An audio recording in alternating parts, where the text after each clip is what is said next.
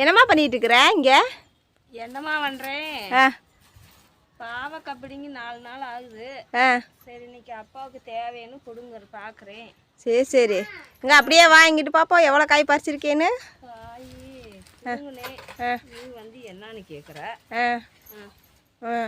அப்பாவுக்கு 4 நாளைக்கு ஒரு தடவை இந்த காய் கொடி ஓடவும் இன்னொரு காய் வர அதாசி பிடுங்கினேன். சரி பிடுங்கினா அப்பாவுக்கு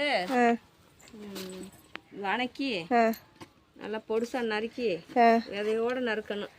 நறுக்கி அப்படியே தாளிச்சு விட்டு கொஞ்சம் வரமிளகாத்தூள் போட்டோம்னா போதும், நல்லா இருக்கும் சாப்பிட. ஒரு கிண்ணி வந்துருச்சு அந்த தடவை. ஓ வந்துருச்சு, நிறைய காய் கிடச்சிருக்குன்றவ. சரி சரி சரி சரி, அதையும் 5-6 தான் கிடைக்கும். 4 நாளாக பிடுங்காமல் இருக்கவும் காய் ஃபுல்லாக பெருசாச்சு. காய் நிறையா இருக்குது, பிஞ்சு நிறையா இருக்குது. பிஞ்சு நிறையா இருக்கு. பிஞ்சு இன்னும் பூவும் பிஞ்சுமா இருக்குது. இந்த இங்கே பிஞ்செல்லாம் இருந்தா நிறையா இருக்குது ஒரு பிஞ்சு. சரி சரி சரி, இப்படியே வாரத்தில் ஒரு தடவை இந்த காயை பறிச்சிடுற நீயே? ஆமாம் ஆமாம், வீட்டுக்காருக்காக பறிக்கிறேன். ஓகே ஓகே, வீட்டுக்காரர் நல்லா இருந்தால் தானே நான் நல்லா இருக்க முடியும். ஆமாம் ஆமாம், அவருக்காக பறிக்கிறேன். சரி சரி, பறிச்சு வணக்கி கொடுத்தா உங்கள் அப்பா சாப்பிடுபாடி என்னையெல்லாம் சண்டையெல்லாம் கட்டுறாரு. அதெல்லாம் அரசியல சாதாரணமா, அரசியல சாதாரணந்தே.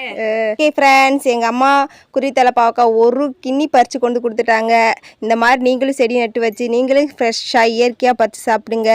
ஓகே, எங்களோட குறித்தலை பாவக்காய் உங்களுக்கு பிடிச்சிருந்துச்சா like and share, support, subscribe பண்ணிக்கோங்க. டாட்டா பை பை, எல்லோரும் ஹாப்பியாக இருங்க. Happy life.